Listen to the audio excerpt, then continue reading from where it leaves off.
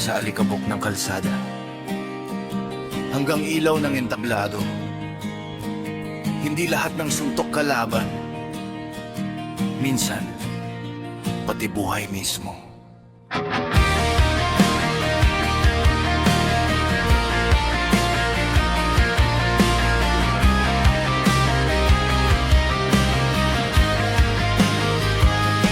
Batang payat sa init ng Leyte, tinatamaan ng gutom bago ng kamao. Walang gintong medalya sa simula, puro galos, puro sugat, puro ensayo. Bawat umaga may tanong sa hangin, kailan ba angat ang pangalan? Pero sa ilalim ng kupas na guwantes, may apoy na ayaw magpaalam.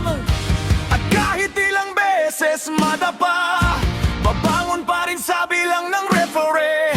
Di marunong umatras ang paa kapag pangarap ang kaharap mo.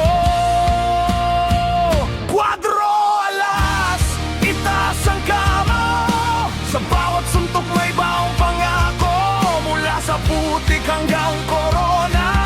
Dugo't pawis ang naging hagdanan. Kwadro, alas, sigaw ng bayan.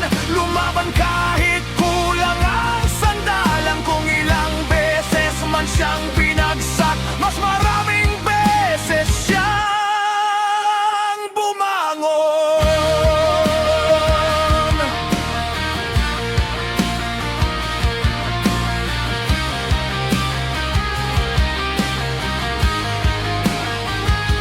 Mga sinturon dumaan sa balikat, mga pangalan bumagsak sa harapan. May mga gabi ring puno ng duda at umagang puno ng usapan. May nagsabing tapos na ang kwento, may nagsabing kupas na ang apoy. Pero ang mandirigmay hindi sumusuko, habang may tibok, may dalang apoy. Sa bawat pagkatalo may aral, sa bawat pagkakamali may sugat. Pero hindi doon nagtatapos ang taong sanay lumaban sa ulap.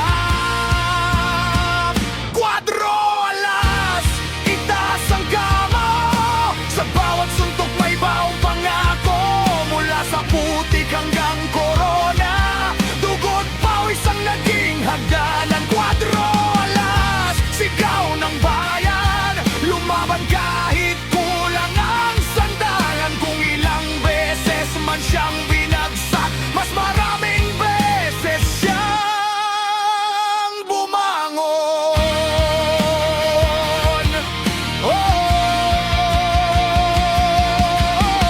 Hindi lahat ng bayani perpekto, hindi lahat ng kampeon tahimik.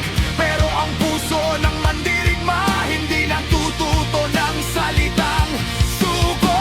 At nang bumalik siya sa gitna ng ring, muling sumiklab ang dating apoy.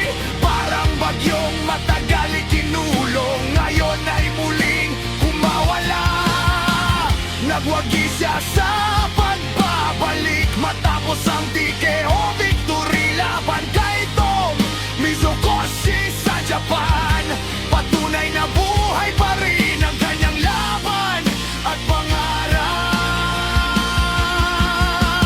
Kwadro, alas, hawak ang pangarap, hindi kayang ikadena ng hirap. Bawat peklat ay marka ng laban, bawat luhay naging sandata. Kwadro, alas, tuloy ang biyahe, kahit ilang unos pa ang dumating. Dahil ang taong lumaban sa dilim, mas maliwanag kapag sumikat.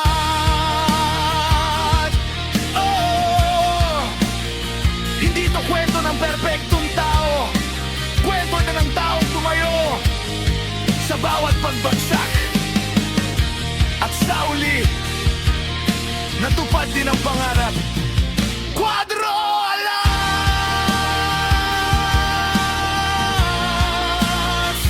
Kwadro, alas!